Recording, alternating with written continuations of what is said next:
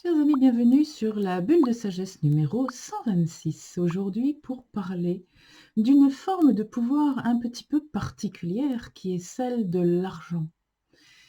Et d'ailleurs, le terme consacré, c'est le terme de pouvoir d'achat.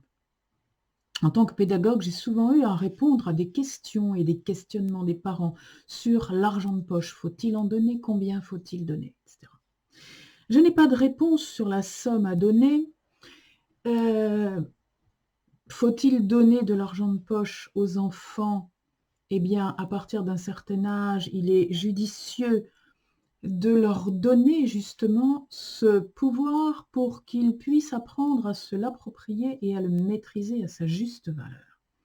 Parce qu'effectivement, l'argent représente un pouvoir. Le fait de pouvoir acheter une certaine quantité de choses avec une certaine quantité d'argent donne un pouvoir. Il est évident que celui qui va avoir une plus grosse quantité d'argent, on le sait très bien, va avoir une plus grosse quantité de pouvoir.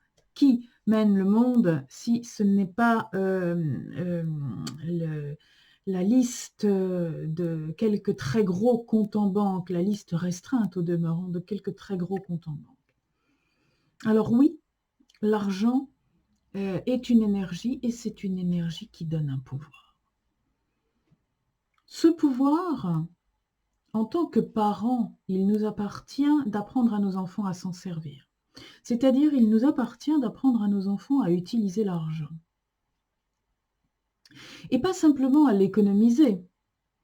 Beaucoup de parents, quand on leur dit ça, pensent qu'il faut apprendre à l'enfant à recevoir son argent de poche et à le mettre tout de suite dans sa tirelire et à ne plus y toucher. Pas du tout, parce que là, ça ne sert absolument à rien en fait, à part à apprendre à l'enfant comment on devient un bon petit actionnaire, un bon petit épargnant, un bon petit investisseur en bourse. Est-ce que c'est vraiment ce qu'il est important d'apprendre à un enfant? Peut-être pas. En tout cas, de mon point de vue, pas du tout. Non, l'argent est une énergie et cette énergie doit circuler. Donc si vous donnez de l'argent à un enfant, eh bien il faut que l'enfant puisse, avec cet argent, acheter quelque chose qui véritablement va le répondre à son besoin ou satisfaire un désir intense et raisonnable, je dirais. Lorsque j'étais petite fille, tout mon argent de poche passait à la librairie du coin. Dès que j'avais 5 francs, j'allais acheter un livre. Et c'était parce que c'était ma passion, parce que j'adorais lire, parce que je lisais très vite et que j'avais constamment besoin de matières premières. Mes parents pouvaient me donner de l'argent de poche en toute tranquillité. Ils savaient que je n'allais pas m'arrêter à la boulangerie qui était juste à côté de la librairie pour acheter des bonbons. Ils savaient que j'allais m'arrêter à la librairie pour acheter un livre et cela, eh bien, ils l'encourageaient. Et je les en remercie chaleureusement du reste. L'enfant,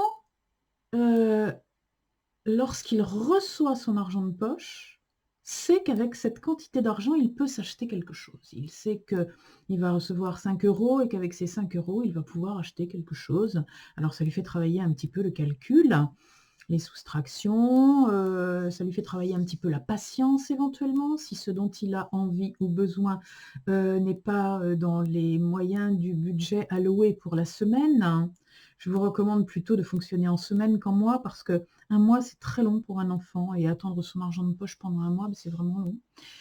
Non, il vaut mieux que l'enfant puisse, chaque semaine, de manière plus régulière, pouvoir, utiliser son argent, l'investir dans quelque chose ou alors apprendre à l'économiser pour l'investir dans plus gros. Mais en tout cas, apprendre à le dépenser à quelque chose d'utile. Et ça, c'est vraiment le plus important. De faire comprendre à l'enfant où est son pouvoir avec l'argent que vous lui donnez. D'abord, lui faire comprendre qu'il va avoir un pouvoir grâce à cet argent, un pouvoir d'achat, et que l'achat qu'il va réaliser a un sens. Acheter uniquement des bonbons, à part de faire grossir l'enfant, ça n'a pas beaucoup de sens.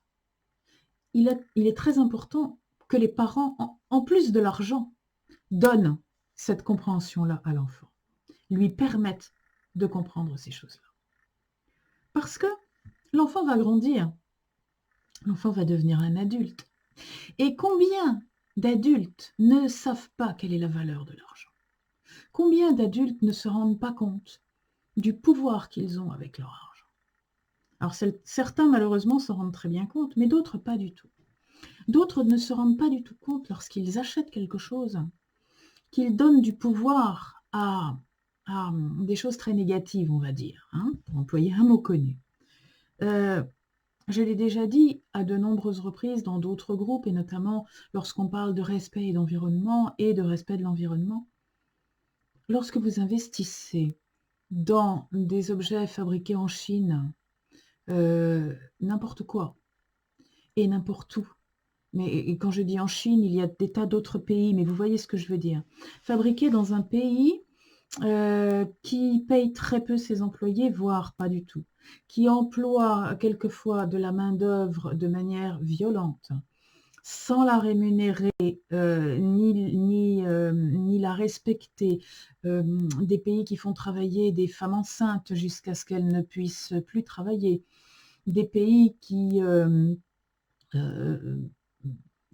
font opérer des femmes pour qu'elles ne puissent plus avoir de cycles hormonaux qui risquent de perturber leur temps de travail. Quand vous achetez la production de ces pays-là, vous donnez de l'argent pour opérer ces femmes.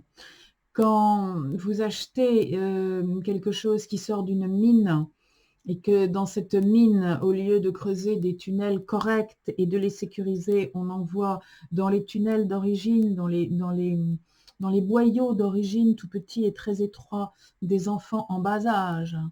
Et pour tout salaire, on leur donne un bol de riz à la sortie.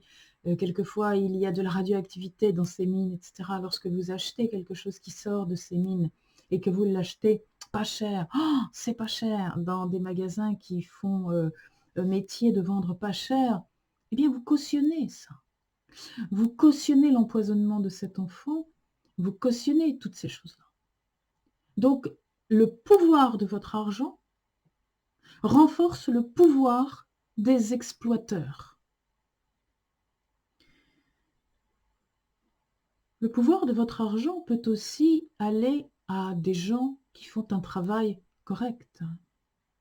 Lorsque vous faites le choix de donner votre argent à des gens qui travaillent pour la communauté, pour le bien-être général, pour une façon de travailler qui respecte l'environnement, alors vous donnez du pouvoir à toutes ces façons de procéder. Lorsque vous faites le choix de, par exemple, vous offrir une séance de coaching, plutôt que d'aller emmener toute la famille au McDo, je ne veux pas faire de publicité, mais dans un endroit où vous allez manger des choses qui ont été élevées ou cultivées de manière douteuse, n'importe où, hein.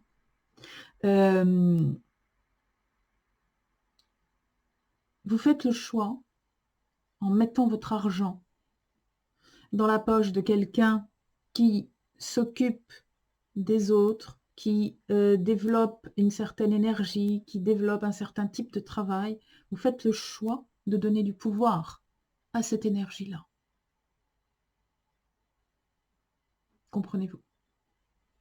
Lorsque vous préférez acheter un seul objet, un seul cadeau de Noël ou d'anniversaire à votre enfant, dans une matière de qualité, plutôt que de lui en acheter 10 en plastique, vous faites le choix du respect de la qualité. Vous faites le choix de donner du pouvoir à l'artisan qui a fabriqué cet objet de qualité, plutôt que de donner du pouvoir à la multinationale qui possède l'usine qui a fabriqué à base de pétrole polluant le jouet en plastique, les 10 jouets en plastique. Comprenez-vous ce que je veux dire? Comprenez-vous où est le pouvoir d'achat? Le pouvoir d'achat, il est à tous les niveaux. Oui, il est évident que quand vous achetez du bio, vous encouragez le bio. Oui, mais payer en conscience, acheter en conscience, c'est vraiment presque une méditation, je dirais. c'est méditer toute la traçabilité de l'objet ou du service. Qu'est-ce que vous faites quand vous donnez de l'argent contre tel ou tel objet ou tel service? Qu'est-ce que vous encouragez? Qu'est-ce que vous permettez? À qui donnez-vous du pouvoir? Qu'est-ce que vous permettez à la personne qui encaisse votre argent? Qu'est-ce qu'elle va faire avec cet argent? Est-ce que si c'est une personne c'est un petit artisan ou un petit commerçant qui a un petit peu de mal à joindre les 2 bouts, le fait que vous lui donniez votre argent va peut-être lui permettre de continuer au lieu de mettre la clé sous la porte. C'est vraiment important de penser ça. C'est vraiment important de penser que l'histoire du colibri, la petite goutte, elle est vraie aussi dans chacun des achats que nous faisons. C'est le pouvoir de l'achat. Un pouvoir immense parce que tout repose dans notre société sur le commerce et sur l'économie. Où que ce soit dans les pays qui ont les moyens de consommer ou que ce soit dans les pays qui n'ont pas les moyens de consommer mais qui, bien malgré eux, quelquefois, sont producteurs des biens de consommation ou des matières premières qui vont servir à les fabriquer. Ce qui veut dire que la moindre pièce de monnaie ou le moindre billet de banque que vous dépensez a un pouvoir sur ce qui se passe dans le monde. Pensez toujours à cela. Toujours. Au revoir, à la prochaine fois.